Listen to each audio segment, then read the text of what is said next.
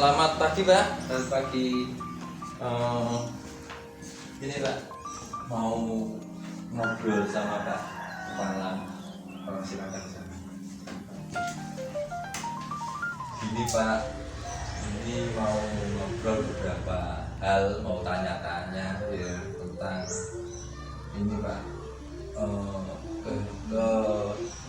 keberlangsungan di SD ini loh Pak, maksudnya dari itu ya. Nah, ini sebelumnya saya mohon maaf mengganggu waktunya Bapak karena Bapak kelihatannya sibuk, nanti meluangkan waktu pada saya. Terima kasih sebelumnya ya. Ini Pak, selama ini bagaimana Bapak dapat mengidentifikasi kasus yang merupakan delima etika atau rujukan moral?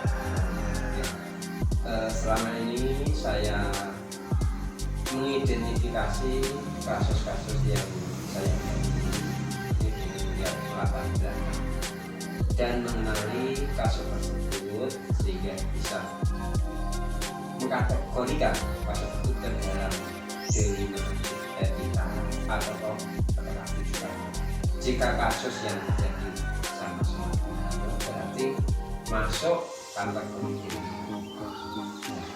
Jika kasus yang terjadi ada benar dan salah berarti masuk dalam rujukan. Contohnya kasus seorang siswa yang terlalu sering mengikuti lomba sehingga ketinggalan pelajaran, mana yang harus itu termasuk. Kemudian kasus guru yang sering bolos namun berusaha membentuk operator karena dia menggunakan suntikan operator untuk memanipulasi mesin alasan demi sekolah itu termasuk rujukan. Tidak, terima kasih Pak.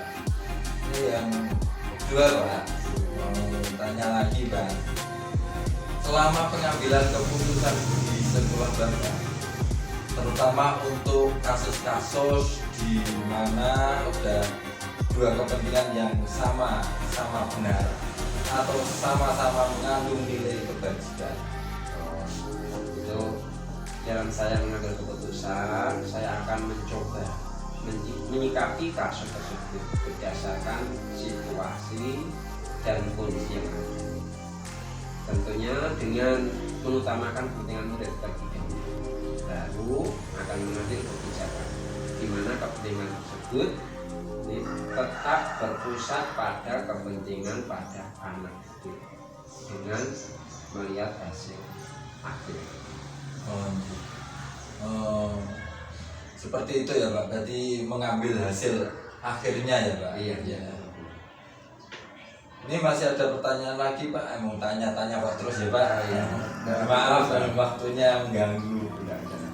Langkah-langkah atau prosedur seperti apa yang Bapak lakukan selama ini?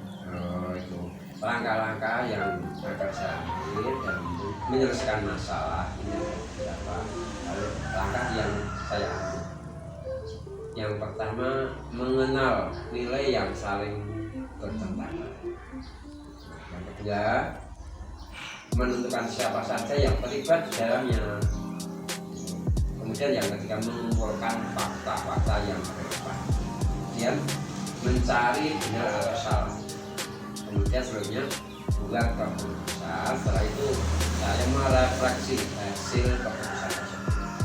Jadi setelah Bapak melakukan itu semua, berarti setelah terakhir itu direfleksi. Terima kasih Pak. Ini tanya lagi Pak. Wah, saya kok terus Ya, enggak masalah.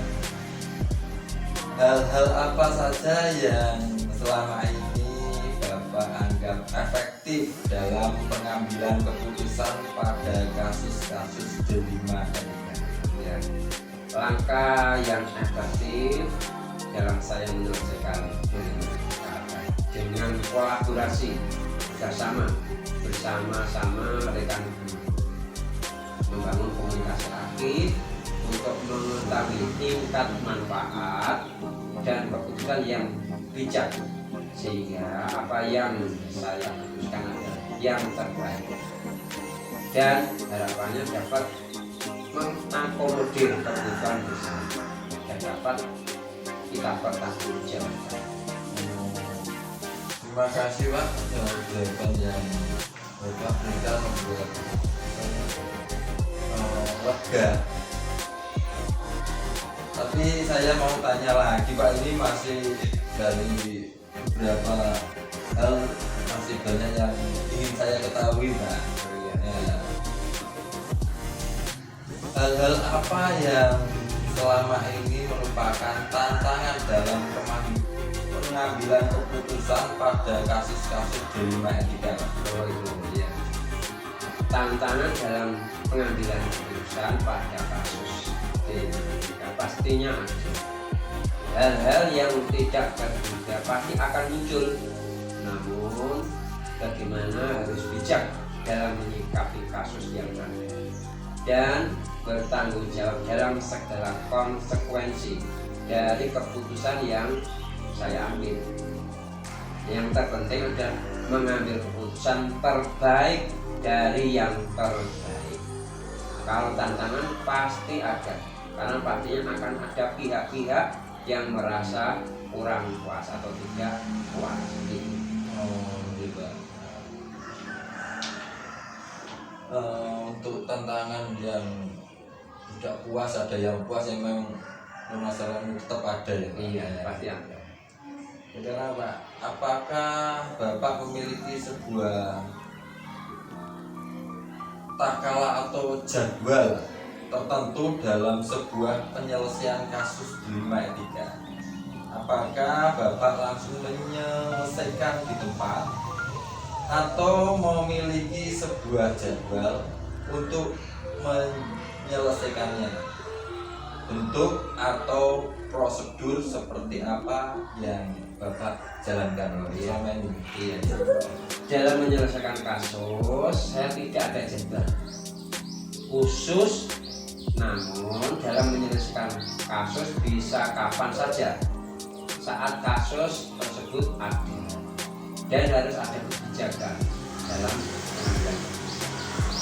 Karena seorang pimpinan harus sigap dan bisa mengambil keputusan, bukan berlarut-larut dalam kepimpinan. Ini sangat berpengaruh pada sebuah kepemimpinan. Jadi nggak berlarut-larut, langsung bisa, kalau bisa diselesaikan di tempat bisa langsung kita selesaikan itu ya Pak. Iya. Terus adakah seseorang atau faktor-faktor apa yang selama ini mempermudah atau membantu Bapak dalam pengambilan keputusan dalam kasus-kasus dilema etika Pak? Iya. Dalam menyelesaikan kasus biasanya kami dibantu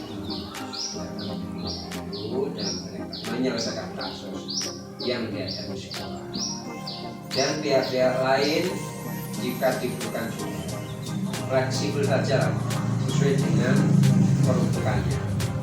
Oh, gitu Pak. Jadi itu dari guru ikut membantu, dari berarti dari semuanya ikut membantu sekolah ini ya Pak? Fleksibel. Fleksibel ya Pak. Dari semua hal yang telah disampaikan Bapak tadi, pembelajaran apa yang Bapak petik dari Bapak, bagaimana Bapak mengambil keputusan dilema etika? Dalam mengambil sebuah keputusan memang tidaklah mudah. Banyak hal yang harus dipertimbangkan. Namun sebagai seorang pemimpin harus bisa menyikapinya dengan segera. Keputusan yang diambil dengan mempertimbangkan dan mengutamakan kebutuhan peserta didik serta dapat dipertanggungjawabkan. Itu Itu ya Pak. Tadi dari semua tadi, dari para guru, terus karyawan sekolah sini ikut membantu menyelesaikan masalah-masalah yang ada, yang tadi yang saya tangkap seperti itu ya Pak ya. Iya. Juga dari semuanya ya. Itu dari wali murid juga ya, Iya, Pak? Ya. iya. Kalau ada permasalahan dengan wali Dari murid semua pihak. ya, dari semua pihak diselesaikan dengan cara kekeluargaan tadi ya Pak. Jadi, dengan cara itu ya Pak. Ini Pak Kolaborasi. ya, dari semua hal yang Bapak sampaikan tadi itu membuat saya mengerti, terus ingin belajar sama Bapak. Iya. Bagaimana cara menyelesaikan masalah tentang permasalahan-permasalahan yang ada, apalagi permasalahan yang itu Pak sama-sama benar tadi Pak. Di sini benar, di sana benar, ambilnya yang mana tadi, membuat saya ingin belajar terus Pak. Dari yang kita obrolkan tadi Pak, hanya ingin tanya. Iya. Iya. Setelah disampaikan Bapak tadi, perasaan Bapak setelah mengambil keputusan di Pak itu gimana Pak? Perasaannya itu kalau boleh tahu. Itu tentunya saya merasa yakin dalam keadaan saya mengambil keputusan pada saat tidak emosi. Tidak emosi. Apa saja, apa yang saya lakukan itu yang terbaik. Dalam mengambil sebuah keputusan memang tidaklah mudah, banyak hal harus dipertimbangkan. Namun sebagai seorang pemimpin harus bisa menyikapinya dengan keputusan yang diambil dengan mempertimbangkan dan mengutamakan kebutuhan peserta didik serta dapat dipertanggungjawabkan lagi-lagi untuk kebutuhan peserta. Terima kasih Pak. Ini saya sangat puas dengan jawaban Bapak yang begitu inspirasi saya Pak. Itu sangat luar biasa karena dari semua itu kebutuhannya untuk murid tadi. Sekali lagi saya terima kasih Pak karena waktunya mengganggu Bapak yang sedang sibuk ini, dan mohon maaf Pak karena kelihatan Bapaknya itu sibuk. Tapi saya terima kasih sudah meluangkan waktu untuk saya. Saya mau pamit ke kelas dulu Pak. Ya. Terima kasih Pak.